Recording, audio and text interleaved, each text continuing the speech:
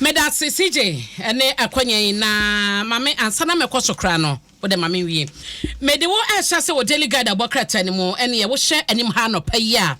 ebo amane National Identification Authority ena kasa mo chese deadline na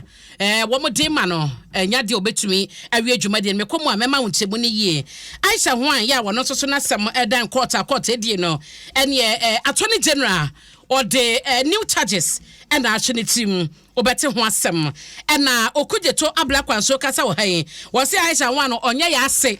onye Ghana fo ase eti ne council lawyer captain Krabie Fadate ya wade sanche bo ne ba se Aisha Hwan ware Ghana ni ono efri Kumase oye businessman no eno no emfa na wo hwenche bu kakra wade ba wo se ma we na se ne strategy no sansa ben se 2007 2008 mu hodom no wo to na mo bia sa be ka se ne kuro bi Anthony Fabian bia wo ye Ghana ni ma enkrata wono sa kan de wodi mu nkobo nyina no etese onipa bia ni ba bia okita din bi etisa a wo ye Ghana ni a Aisha Hwan e ware no enti se council e san ba be gina no ma be ka che Ghana for say Aisha Hwan e ware Ghana ni yo ye asantiri no what is asem no Ghana for emontungu na Ghana for nyina so nya hwe ye se erewe no on san fa sa kwan no so e medada Ghana for biem san say ye kwan ne strategy na eno ho asem ne na watwi weekend we no je ne ho me na kakra no a na wo hwe mu so a ye Aisha nsem ya no Attorney General na charges wasan edeboard no ene ye say charges 9 and the right so ba ko a etwa to no na interest so hopa no eye say woba be wura Ghana wo bra na Ghana esi no kwan na say ekwan ofa so kwan no ehye esi no kwan so ntumi ma Ghana biem no wasan be wura Ghana no eno so ye charge ba ko mo de abo no ne say wo tu form agudie wo bra oni nkrata na wasan so afa enipa bia mo ya hoho edrom eye galamsa adwuma wo bra woni nkrata e ma no kwan so betu sana mo no ho asem ene daily guide katafeto so miensa no wa dedicate ha nyina de ama Aisha ene ho sem bia ekeka ho medroko katafeto so ensia e wo daily guide mu ha ya na obedru mu hanuma enkoma CJ adimu ama wo no nana aneni bafo ene ni nua ya ene esehwi elubo galemse okoso wo ya woye ohene woni ni nua potifansa kaom no enchemu no nyina na e wo daily guide katafeto so ensia ena National Identification Authority NIA and almost edit to just say a bano sa a SIM cards and a one and chrono banner deadline and penny for the mano. One more and I and ya dear. One more bet to me and a yes sir deadline no a dear juma. Ninano and a was Sydney Pabes 2 million and a what gonna has a ya. One more a deep brew 15 a day call. Ya at cassette one more ever register. Now one more drama gonna card ama one more. It's a sad deadline and penny 4 day bassa but swimming where you know and wash and ya do more and I know a bet to me it's sad deadline no. Na penny paya one no another and I know. A Professor Kenetefa and na watch him no essay. Reb and she said be anyone no more. And na obi antumi so enkonko ye nkonya enka se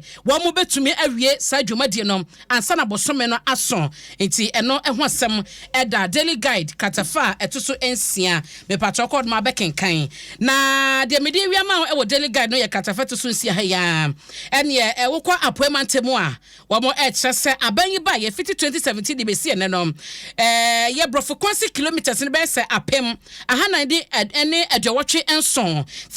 1487 and na womo aye ho akwan ede ama nipa na atemamufu a ewo appointment mu na wen nyina beto adwa na appointment bu so afset come champon wano en wode e ba ye ebra wo yensam twefo nhie mu echeche mu wose bebre na so na mo hwanim se ebetumi aba beka ho patroba daily guide katafa etusu nsia e ho asam da ha enenso minim se yera set come champon eba be piem e wo dwaso na woni mpanyefo adi nkomo e wo ha ede amount daily guide da obokrata emu amane eno no ma me fa nko the find da obokrata no na yenhye na ne mpanyefo akasa na bo set come champon na sem ya eda ha sei ya wakasa into wo hwe aside from 1487 kilometers a ma wie no a efi 2017 no waso almost sign the best 5404 kilometers abeka home ewa appointment mu eno so ho asam ewa the find the obokrata no anim Jack Alolome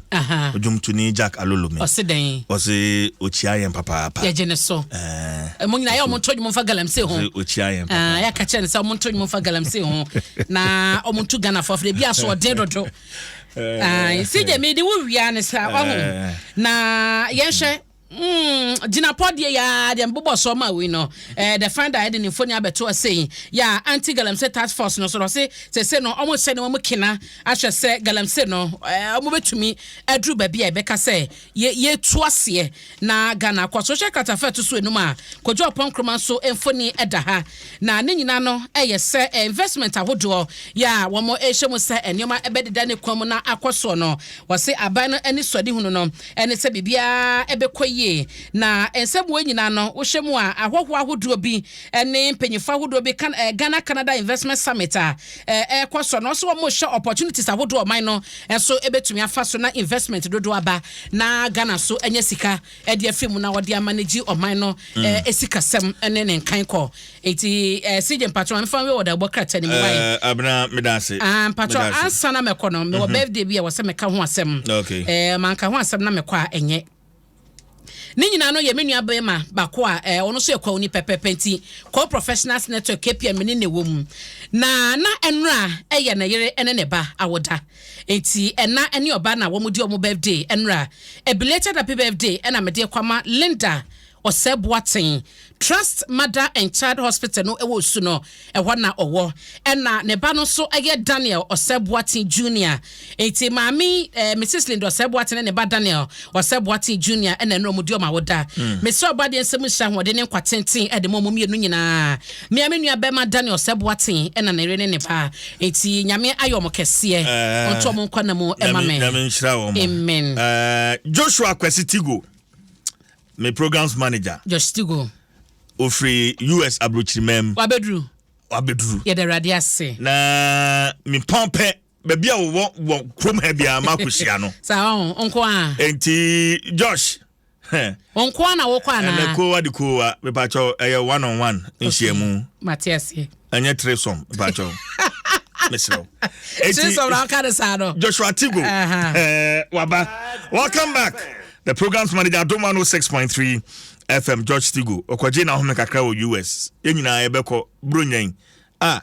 na den waba de na dwuma to aso